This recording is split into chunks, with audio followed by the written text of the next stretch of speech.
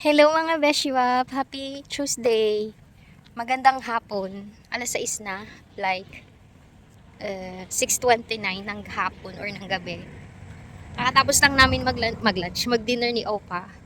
Mag-walking muna ako. 15 minutes lang naman. So, ito yung kapaligiran namin ni Opa. Binabato ako ng acorn. Maglakad tayo mga Besh kasi kailangan ko mag-diet. Ito yung aming kapaligiran. Lakad tayo. Ikutin ko lang pag ganun, tapos balik na dito.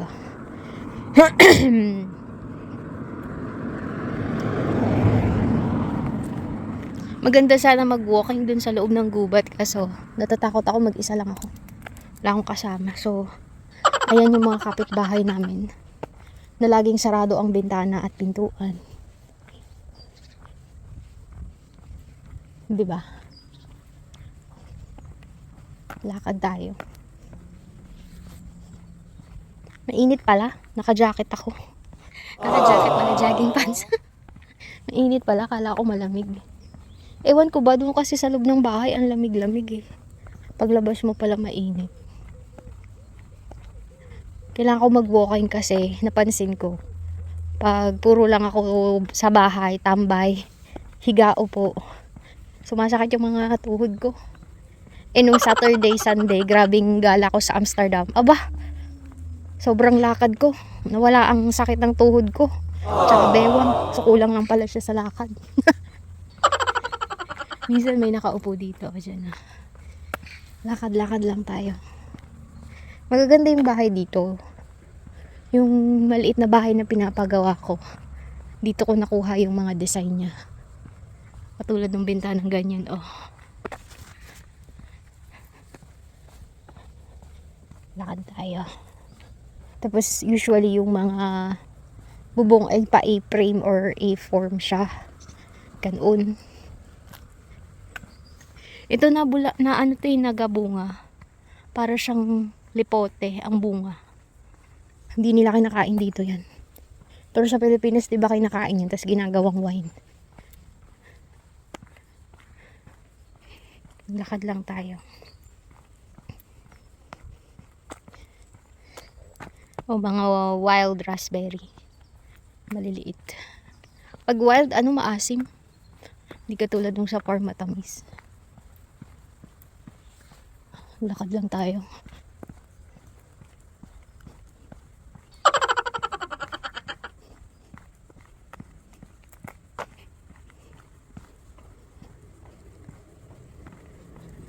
Hi. Dito kahit hindi mo kakilala pag nakasalubong mo, pwede mong batiin ng hoy, hi, dak, ganun. Mababait naman sila dito. 4 minutes. Ba, di na masama maglakad ka ng 5 to 10 minutes.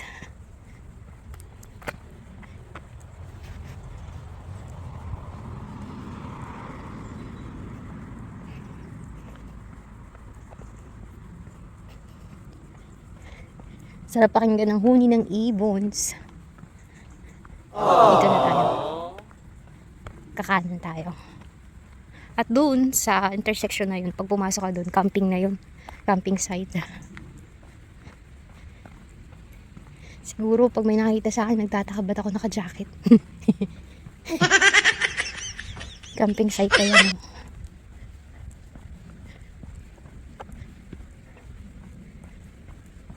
Yan, papasok dyan.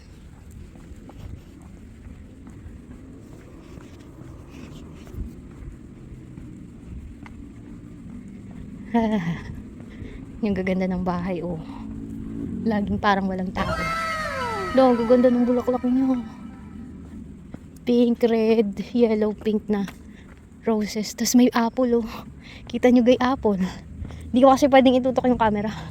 Baka tayo madumanda. May apple, may bunga. Galing. Sa bakuna kasi ni Opa, wala kang makikitang fruit bearing dun eh. Puro halamang. Walang katuturan. Ganun dapat yung bintana, oh. Ganyan. Cute, di ba? Ganyan yung ipapalagay kong bintana. Ayan, malapit na. Oh, 6 minutes walk. Good job. Kailangan pala every dinner maglalakad ako. Ngayon lang, pero pag winter na ako po, di bali na. Masyadong malamig. Yun ang ganda, may camping van ka. Tapos may bike sa likod.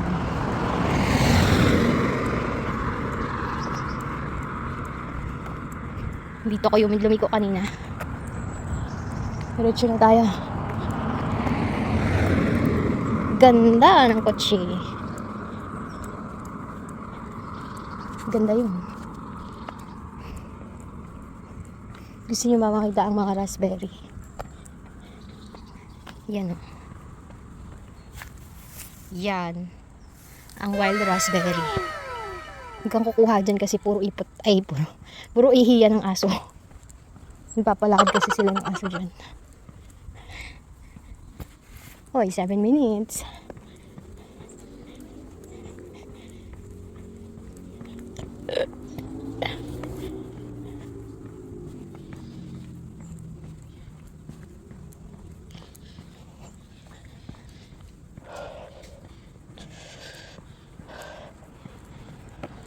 Wala kayong makikita, puro gubat. Puro puno. Puro gubat, puro puno. So, dinin na ako mga besh. Maliko na ako din eh. Diba, naka 8 minutes walk din. Kagaling. Bye for now mga beshies. The next day. Hello mga beshiwa po. Welcome to my kitchen. So, maiba naman tayo ng dinner. Gagawa tayo ng burger, American burger. So, meron tayo dito onion, cheddar cheese, beef burger, tapos pan, salt and pepper para dito, tsaka pickles. So, lalagyan ko din ng tomato yung sa akin, pero wala akong lettuce, nakalimutan ko. And ayaw naman ni Opa ng may mga ganyan-ganyan. So, meat and ano lang siya, tinapay. So, luluto na tayo nito ang ating onion. Ito ay ka-caramelize lang natin or ka-translucent lang ating onion.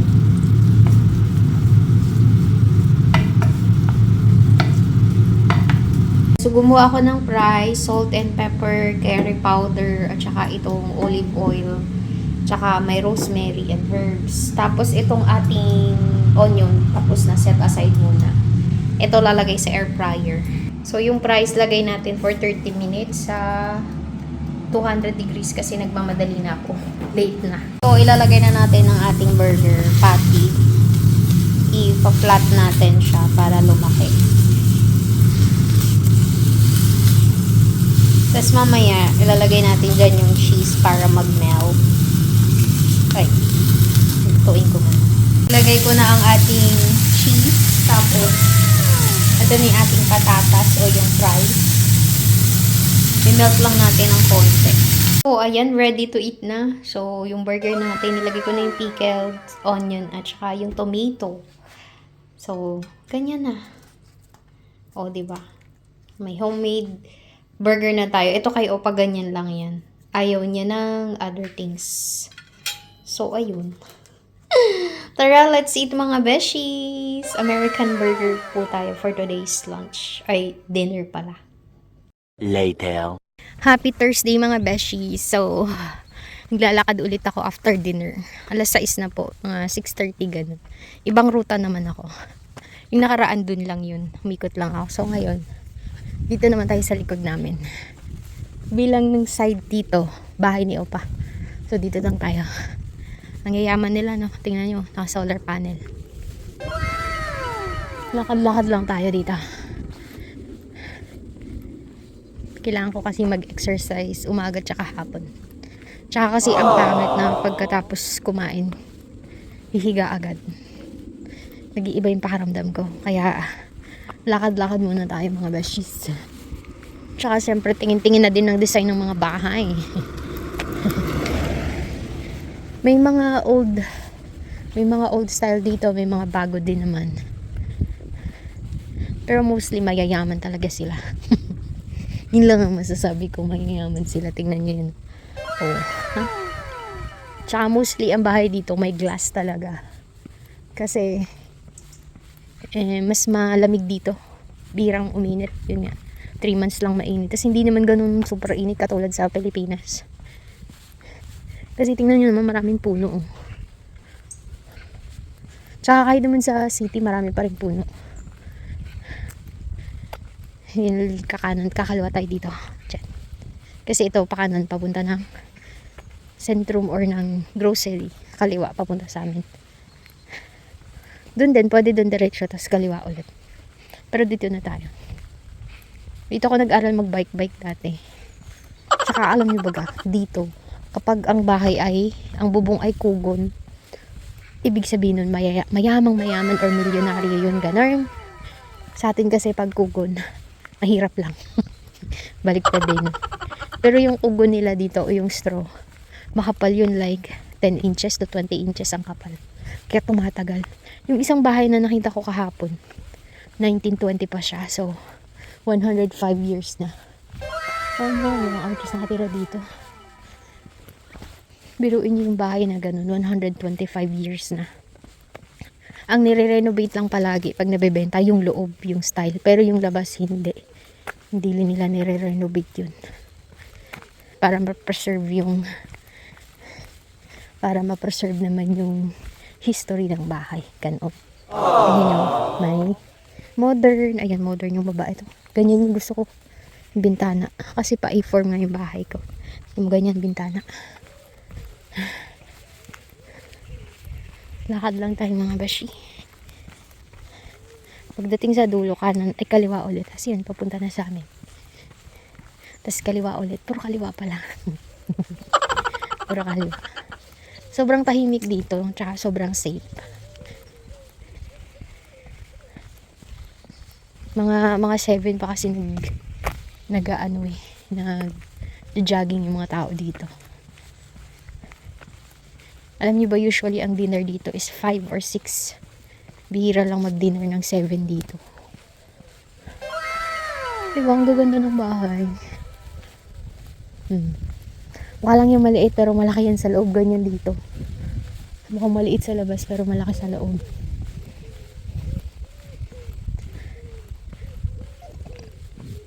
Tapos lagi silang may garden. Dito sa atin ang garden sa harap. Sila sa likod. Oo, bago. Up ko na. The next day. Best up, na-miss ko yung mga gantong box. Kasi ang laman nito is Filipino products or food. So, open na natin mga best up. Natuwa naman ako. So, open natin siya. Galing to sa Almire Pinoy Store. In-order ko. Shoutout po sa napakabait na may-ari ng Almire Pinoy Store, si Ate Ivy. Thank you so much po. Wala pang bayad. Nasahod pa. Nag-order ako ng tilapia, galunggong, ano pa ba. Uy! Nakakatuwa talaga si ate. Lagi siyang may pa-freebie. O, diba? Oh, happiness. Sobrang applicable sa akin to today. I need some happiness. At ayan. So, ito ang aking order. Ay, makatikim na ako ng galunggong for after 6 years, mga ben. Galunggong is like, so, paborito ko to. Buttercream. Meron tayo C2. Nag-order ako nito. Pampasexy. May tang, tsaka Eden cheese. At tsaka ito na.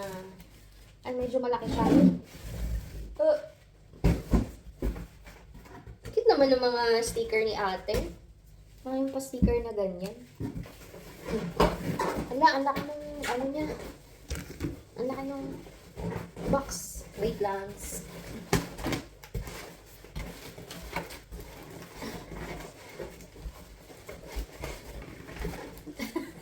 Mahirap.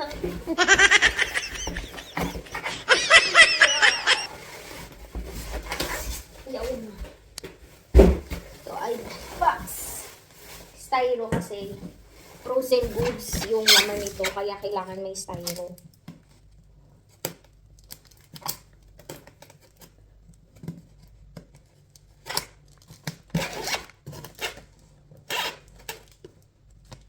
Mahirap. Saan ba ito bubuksan?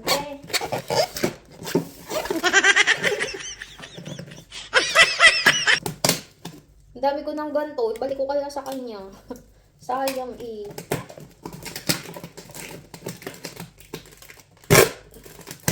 Yun.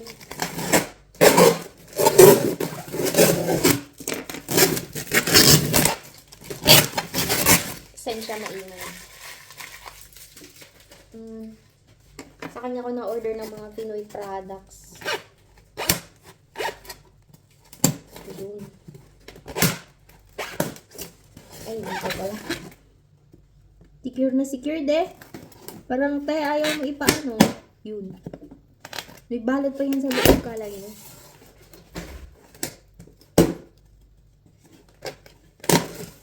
Yan na!